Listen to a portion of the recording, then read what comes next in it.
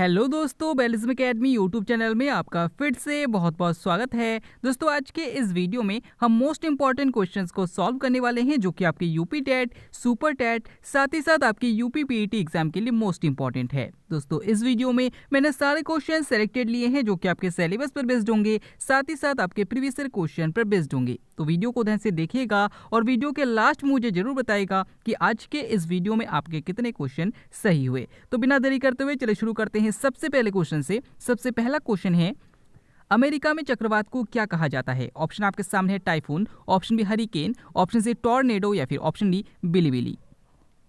इसका सही आंसर हो जाएगा ऑप्शन सी टॉर्नेडो। दोस्तों, याद रखिएगा कि अमेरिका में चक्रवात को टॉर्नेडो कहा जाता है। अगर आपसे पूछा जाता है कि चीन में क्या कहा जाता है तो याद रखिएगा टाइफून कहा जाता है। अगर आपसे पूछा जाता है कि वेस्ट इंडीज तट पर क्या कहा जाता है तो याद रखिएगा हरिकेन कहा जाता है। और अगर आपसे पूछा जाता है कि ऑस्ट्रेलिया में क्या कहा जाता है तो याद रखिएगा बिलीबिली कहा जाता है। अगला क्वेश्चन, दो देशांतरों के बीच की दूरी को क्या कहा जाता है? ऑप्शन आपके सामने zone, option B grid, option C Gore या फिर ऑप्शन डी चाप। इसका सही आंसर हो जाएगा ऑप्शन सी गोरे।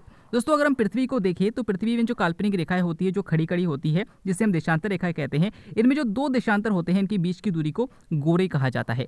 अगला क्वेश्चन, दामोदर नदी का दूसरा नाम क्या है? ऑप्शन आपके सामने अर्धगंगा, ऑप्शन बी दक्षिण गंगा, ऑप्शन सी कालिंदी या फिर ऑप्शन डी जैविक मरुस्थल। इसका सही आंसर हो जाएगा ऑप्शन डी जैविक मरुस्थल। दोस्तों, याद रखिएगा कि जो दामोदर नदी है, जो कि जिसे हम पश्चिम बंगाल का शोक कहते हैं, इसे जैविक मरुस्थल के नाम से भी जाना जाता है। अगर आपसे पूछा जाता है कि किस नदी को अर्धगंगा कहा जाता है तो याद रखिएगा कावेरी नदी को अर्धगंगा कहा जाता है। अगर आपसे पूछा जाता है कि किस नदी को कालिंदी कहा जाता है तो याद रखिएगा कि यमुना नदी को कालिंदी भी कहा जाता है। और जो गोदावरी नदी है इसको दक्षिण गंगा के नाम से भी जाना जाता है। अगला क्वेश्चन, आश्चर्य वृक्ष किसे कहा जाता है? ऑप्शन आपके सामने पीपल, ऑप्शन बी बरगद, ऑप्शन सी नीम या फिर ऑप्शन डी धोकड़ा। इसका सही आंसर हो जाएगा ऑप्शन सी नीम। दोस्तों, याद रखिएगा कि भारत में नीम के वृक्ष को आश्चर्य वृक्ष के भी नाम से जाना जाता है। अगर आपसे पूछा जाता है कि चारकोल किस वृक्ष से प्राप्त किया जाता है तो याद रखिएगा धोकड़ा के वृक्ष से प्राप्त किया जाता है। अगला क्वेश्चन, मानव शरीर का एकमात्र ऐसा अंग जो अपने निष्क्रिय ऊतकों को फिर से बनाने में सक्षम है वह कौन सा है? ऑप्शन आपके सामने फेफड़े, ऑप्शन बी आमाशय, ऑप्शन सी वृक्क या फिर ऑप्शन डी यकृत। इसका सही आंसर हो जाएगा ऑप्शन डी यकृत। दोस्तों, याद रखिएगा कि हमारे शरीर में यकृत एक ऐसा अंग है, अगर वो उसके कोशिकाएं नष्ट हो जाती है तो वो उसको ऑटोमेटिकली बना लेती है। इसीलिए इसे कहा जाता है कि एक ऐसा ऊतक है, यानी कि एक ऐसी ग्रंथि है जो अपने ऊतकों को फिर से बनाने में सक्षम है। अगर आपसे पूछा जाता है कि किस अंग को जैव रासायनिक प्रयोगशाला कहा जाता है तो याद रखिएगा यकृत को ही कहा जाता है। अगला क्वेश्चन, भारत की सबसे बड़ी प्रवाल भित्ति कौन सी है? ऑप्शन आपके सामने Lakshadweep, option B Kerala, option C Andaman या फिर ऑप्शन डी पारादीप।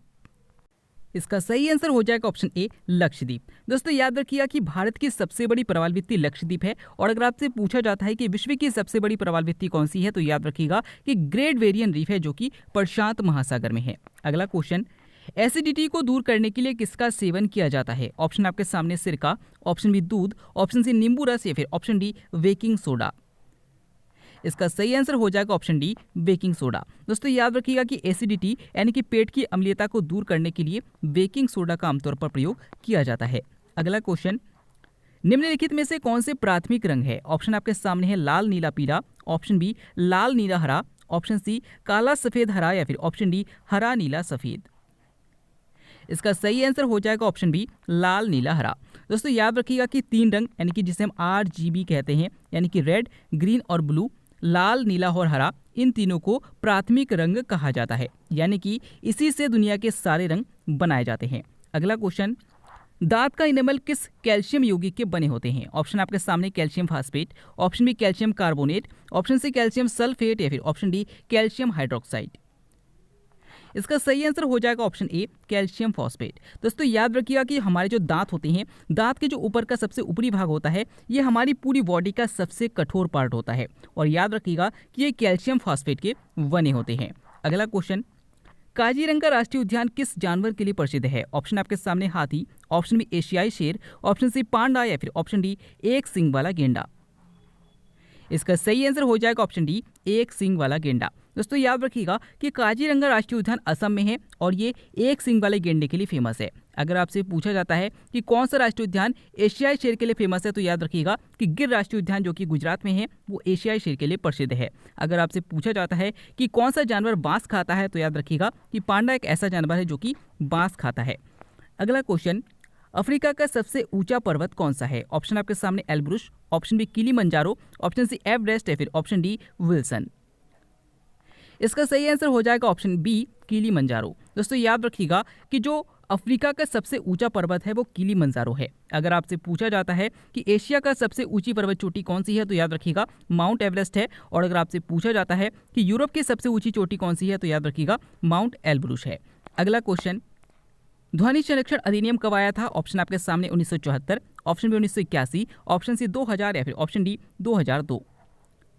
इसका सही आंसर हो जाएगा ऑप्शन सी 2000। दोस्तों याद रखिएगा कि जल संरक्षण अधिनियम 1974 में आया था, वायु संरक्षण अधिनियम 1981 में आया था और ध्वनि संरक्षण अधिनियम 2000 में आया था। और अगर आपसे पूछा जाता है कि जैव विविधता संरक्षण अधिनियम कब आया था, तो याद रखिएगा 2002 में आया था। अगला क्वेश्चन, जड़ वाली सब्जी कौन सी है? ऑप्शन आपके सामने आलू, ऑप्शन बी प्याज, ऑप्शन सी टमाटर या फिर ऑप्शन डी शकरकंद। इसका सही आंसर हो जाएगा ऑप्शन डी शकरकंद। दोस्तों याद रखिएगा कि जो आलू है वो तने के अंतर्गत आता है, जो प्याज है ये भी तने के अंतर्गत आता है, जो टमाटर है ये फल के अंतर्गत आता है और जो शकरकंद है ये एक जड़ वाली सब्जी है, यानी कि ये जड़ के अंतर्गत आता है। अगला क्वेश्चन, सौरमंडल का सबसे बड़ा उपग्रह कौन सा है? ऑप्शन आपके सामने Cyrus, option B Phobos, option C Titan या फिर ऑप्शन डी गैनीमेड। इसका सही आंसर हो जाएगा option B, option D Ganymede. दोस्तों याद रखिएगा कि सौरमंडल का सबसे बड़ा उपग्रह जो वो गैनीमेड है। अगर आपसे पूछा जाता है कि गैनीमेड किस ग्रह का उपग्रह है, तो याद रखिएगा कि यह बृहस्पति का उपग्रह है। अगर आपसे पूछा जाता है कि जो फिबोस है ये कैसा उपग्रह है, तो याद रखिएगा कि यह सौरमंडल का सबसे छोटा उपग्रह है और यह मंगल का उपग्रह है। अगर आपसे पूछा जाता है कि साइरस क्या है, तो याद रखिएगा कि साइरस सबसे चमकीला तारा है। और अगर आपसे पूछा जाता है कि शनि का सबसे बड़ा उपग्रह कौन सा है, तो याद रखिएगा टाइटन है। अगला क्वेश्चन, किस देश का अलिखित संविधान है? यानी कि किस देश में कोई लिखित संविधान नहीं है? ऑप्शन आपके सामने रूस, option B America, option C Britain या फिर ऑप्शन डी जापान। इसका सही आंसर हो जाएगा ऑप्शन सी ब्रिटेन। दोस्तों याद रखिएगा कि ब्रिटेन का अलिखित संविधान है और अमेरिका का संविधान विश्व का पहला लिखित संविधान है। तो अगर आपसे पूछा जाता है कि पहला लिखित संविधान किस देश का है, तो याद रखिएगा अमेरिका का है। अगला क्वेश्चन, विंध्याचल पर्वत श्रेणी का सर्वोच्च पर्वत शिखर कौन सा है? ऑप्शन आपके सामने गुरु शिखर, ऑप्शन बी दोदा बेट्टा, ऑप्शन सी विक्टोरिया या फिर ऑप्शन डी गुडविल शिखर। इसका सही आंसर हो जाएगा ऑप्शन डी गुडविल शिखर। दोस्तों याद रखिएगा कि विंध्याचल पर्वत श्रेणी के सबसे ऊंचा शिखर जो है वो गुडविल शिखर है। अगर आपसे पूछा जाता है कि नीलगिरी की सबसे ऊंची चोटी कौन सी है, तो याद रखिएगा दोदा बेट्टा है। अगर आपसे पूछा जाता है कि जो अरावली श्रेणी है उसकी सबसे ऊंची चोटी कौन सी है, तो याद रखिएगा गुरु शिखर है। और अगर आपसे पूछा जाता है कि अराकानयुमा पर्वत की सबसे ऊंची चोटी कौन सी है, तो याद रखिएगा माउंट विक्टोरिया है। अगला क्वेश्चन, डीडीटी है एक, आपको बताना है कि डीडीटी क्या है। ऑप्शन आपके सामने है निम्नीकरणीय अपशिष्ट, ऑप्शन बी गैर निम्नीकरणीय अपशिष्ट, ऑप्शन सी परंपरागत स्रोत या फिर ऑप्शन डी इनमें से कोई नहीं। इसका सही आंसर हो जाएगा ऑप्शन बी गैर निम्नीकरणीय अपशिष्ट। दोस्तों याद रखिएगा कि डीडीटी एक ऐसा प्रदूषक है जो कि जिसका निम्नीकरण नहीं होता, यानी कि ये सड़ता नहीं है और ये कभी खत्म नहीं होता, यानी कि ये लगातार प्रदूषण करता रहता है, यानी कि ये गैर निम्नीकरणीय अपशिष्ट के अंतर्गत आ जाएगा। अगला क्वेश्चन, सुशासन दिवस किस पूर्व राष्ट्र प्रधानमंत्री के जन्मदिन पर मनाया जाता है? ऑप्शन आपके सामने Indira Gandhi, option B Lal Bahadur Shastri, option C Rajiv Gandhi या फिर ऑप्शन डी अटल बिहारी वाजपेयी। इसका सही आंसर हो जाएगा ऑप्शन डी अटल बिहारी वाजपेयी। दोस्तों याद रखिएगा कि पूर्व प्रधानमंत्री अटल बिहारी वाजपेयी जी के जन्मदिन पर 25 दिसंबर को सुशासन दिवस मनाया जाता है। अगला क्वेश्चन, भूमि से घिरा सबसे बड़ा बंदरगाह कौन सा है? ऑप्शन आपके सामने Paradip, option B Marmagao, option C Chennai या फिर ऑप्शन डी विशाखापत्तनम। इसका सही आंसर हो जाएगा ऑप्शन सी चेन्नई। दोस्तों याद रखिएगा कि भूमि से घिरा भारत का सबसे बड़ा बंदरगाह जो है वो चेन्नई बंदरगाह है। अगर आपसे पूछा जाता है कि पारादीप बंदरगाह कहाँ पर है, तो याद रखिएगा उड़ीसा में है। अगर आपसे पूछा जाता है कि मार्मा गोवा बंदरगाह कहाँ पर है, तो याद रखिएगा गोवा में है। और अगर आपसे पूछा जाता है कि विशाखापत्तनम बंदरगाह कहाँ पर है, तो याद रखिएगा आंध्र प्रदेश में है। अगला क्वेश्चन, भारतीय संविधान की 8वीं अनुसूची में कितनी भाषाओं का उल्लेख है? ऑप्शन आपके सामने 18, ऑप्शन बी 22, ऑप्शन सी 25 या फिर ऑप्शन डी 20। इसका सही आंसर हो जाएगा ऑप्शन बी 22। दोस्तों याद रखिएगा कि भारतीय संविधान की 8वीं अनुसूची में 22 भाषाओं का उल्लेख है। तो अगर आपसे पूछा जाता है कि भारतीय संविधान की किस अनुसूची में भाषाओं का उल्लेख है, तो याद रखिएगा कि 8वीं अनुसूची में है। और अगर आपसे पूछा जाता है कि कितनी भाषाओं का उल्लेख वर्तमान में है, तो याद रखिएगा 22 भाषाओं का उल्लेख वर्तमान में मौजूद है। अगर अगला क्वेश्चन है, निम्नलिखित में से कौन सा असत्य है। यहाँ पर कौन सा ऑप्शन गलत है आपको बताना है। ऑप्शन आपके सामने है विश्व डाक दिवस 9 अक्टूबर, ऑप्शन बी विश्व जल दिवस 22 मार्च, ऑप्शन सी मानवाधिकार दिवस 10 दिसंबर, या फिर ऑप्शन डी अंतर्राष्ट्रीय बाघ दिवस 29 अगस्त।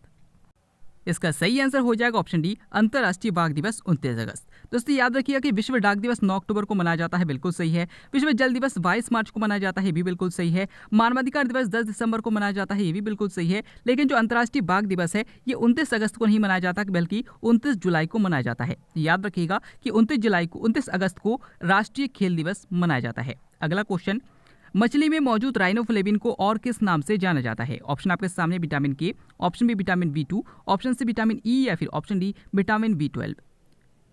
इसका सही आंसर हो जाएगा ऑप्शन बी विटामिन B2। दोस्तों याद रखिएगा कि जो विटामिन B2 है इसका रासायनिक नाम है राइनोफ्लेविन। तो यहीं पर आपसे क्वेश्चन घुमाकर पूछा गया है कि मछली में मौजूद राइनोफ्लेविन का और किस नाम से जाना जाता है। तो याद रखिएगा विटामिन B2 के नाम से जाना जाता है। अगला क्वेश्चन, सांची का महान स्तूप कहां पर स्थित है। ऑप्शन आपके सामने Bihar, option B Jharkhand, option C Chhattisgarh, या फिर ऑप्शन डी मध्य प्रदेश। दोस्तों इस क्वेश्चन का आंसर आपको कमेंट कर बताना है। इस क्वेश्चन को मैंने कल के वीडियो में करा दिया था, तो अगर आपने कल का वीडियो ध्यान से देखा होगा और समझा होगा तो आप इसका आंसर जरूर कर पाएंगे। आज का वीडियो आपको कैसा लगा, साथ ही साथ आज के वीडियो में आपके कितने क्वेश्चन सही हुए, कमेंट करके जरूर बताएगा। अगर आप फेसबुक पेज और टेलीग्राम ग्रुप को ज्वाइन करना चाहते हैं तो डिस्क्रिप्शन में लिंक दिया गया है, वहां से आप ज्वाइन कर सकते हैं। हम फिर से लौटेंगे एक नया इंटरेस्टिंग वीडियो लेकर, तब तक के लिए देखते रहिए, सीखते रहिए।